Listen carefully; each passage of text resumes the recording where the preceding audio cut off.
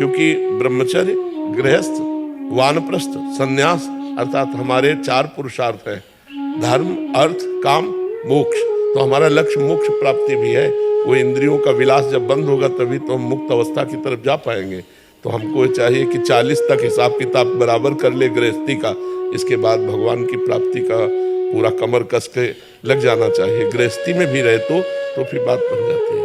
अब तो 30-40 में तो ब्याह लोग करना शुरू कर दिए, 30 में तो ब्याह करना, और हमें लगता है कि 30 तक तो 10-12 वर्ष का लड़का बच्चा हो जाता था।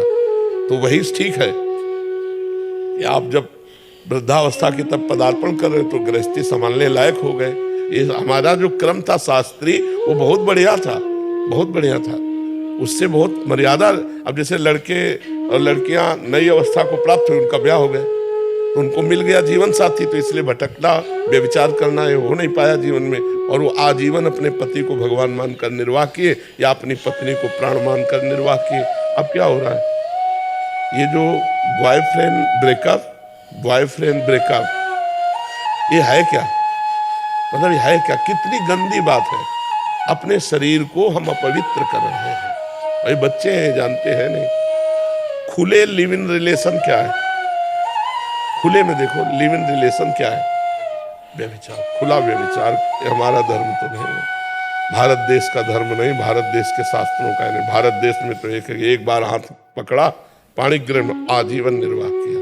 और कितना सुंदर है, जब आप कहीं मिल रहे हो, आप कहीं मिल रहे हो तो हमारे पितरों को जल कौन देगा? जब हमारी संतान ही नहीं तो जल कौन देगा? जब कुल परंपरागत, इसीलिए बहुत पवित्र रखा जाता था शरीरों को, कि हमारा उद्देश्य संतान उत्पन्न करना केवल भोग के लिए थोड़ी, हमारी पितृ परंपरा है, उनका श्राद्ध तर्पण है, हमारे पितरों के उद्धार के लिए, हमारे कुल परंपरा चलाने के लिए।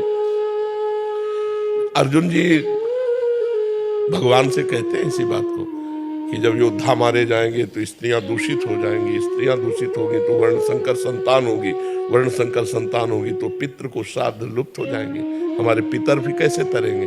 अब ये सब कोई बातें मानना चाहिए तो भगवान की कृपा को, कि आप लोग कृपा करके सुन रहे संत बातें। नहीं, कौन टीवी देखे, गंदी बातें देखे, मनमानी आचरण किए, साधु समाज या शास्त्र सम्मत बात सुनना ही लोगों को पसंद नहीं। ये तो भगवान की कृपा है कि इस समय लोग सुनना चालू कर दिए, कि चलो सुन रहे हैं और मान भी रहे, हमें लगता है मान भी रहे, सुधर भी रहे। इसलिए हम बड़ा एहसान मानते हैं अपने देशवासियों का कि हमारी बात सुन रहे हैं, मान रहे हैं, हमारे ऊपर एहसान कर रहे हैं। हमारा जीवन धन्य हो रहा है कि आपका जीवन धन्य हो गया तो हमारा जीवन धन्य हो गया, हमारा बोलना सार्थक हो गया, हमारा बाबा जी बनना सार्थक हो गया। महाराज जी रील के अंदर आप ही आप आते हो, आप ही कुछ गुजराता ही नहीं है तो देखें क्या दूसरा। रील में आप ही आते हो कह रहे हैं? हाँ, भगवान की इच्छा है, भगवान ने ऐसी कृपा कर दिए कि समाज को मंगल में बनाना चाहते हैं, इसलिए वो नहीं। कौन माने बच्चा साधु महात्माओं की बातें, तो कौन माने? आप बताओ, अपने बाप की तो कोई मानता नहीं, बाबा जी की कौन माने? ये तो भगवान की कृपा है कि लोग सुन रहे हैं और मान रहे हैं।